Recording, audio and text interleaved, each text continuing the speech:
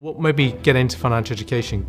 It's a great question. It was about 7 years ago, and I was really thinking about what should Reddington do in corporate social responsibility, and I didn't want it to just be a tick box.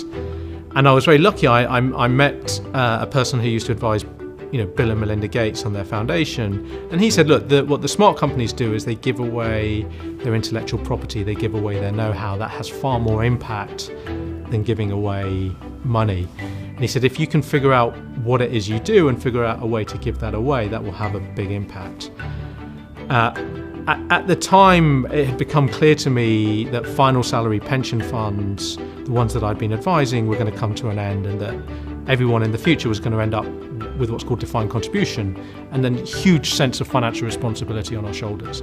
At a time when people were ill-equipped, they just didn't have the financial know-how to deal with it. And so it was one of those kind of light bulb moments, why don't we do financial education? And being an entrepreneur, I kind of, following Richard Branson's mantra, screw it, just do it.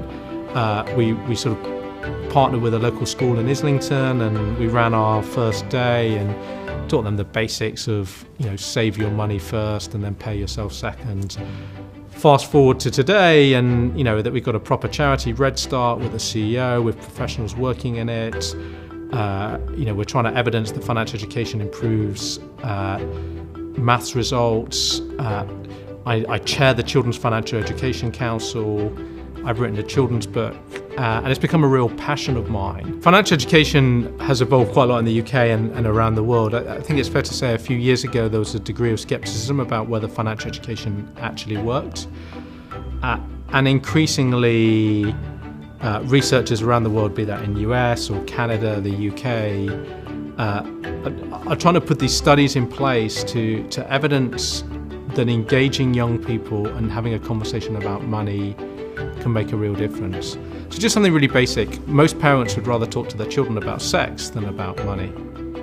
And actually just talking about money, having a conversation about money, is just so key to building that awareness, because just far too many children just think money comes out of this kind of hole in the wall, or this kind of magic card that mummy or daddy have. And somehow we need to educate young people that that's not the case, and we need to educate people about debt.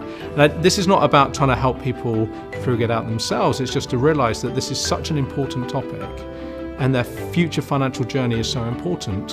Why wouldn't you go and get someone to help you on that journey? So just building that awareness to go, actually this is important, and if I get it right, it will make a big difference to my life. Who can help me? So the great thing about St James's Place, there are many great things, but when it comes to financial education is, I think we've got like 29 offices across the UK and in Asia. We've got 4,000 advisors across the country.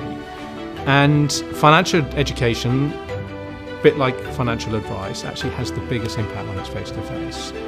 The ability of someone who understands their subject, who can be a great presenter, an engaging presenter, to go into a classroom or engage young people in the right environment and just make them aware of these simple concepts: earn it, keep it, grow it, compound interest, being scammed, can just make such a difference. And you've got to remember that teachers are so time poor, resource poor, they're just crying out for help. And as I say, if St James's Place really wants to and engage in it, it could be the largest provider of financial education in the UK.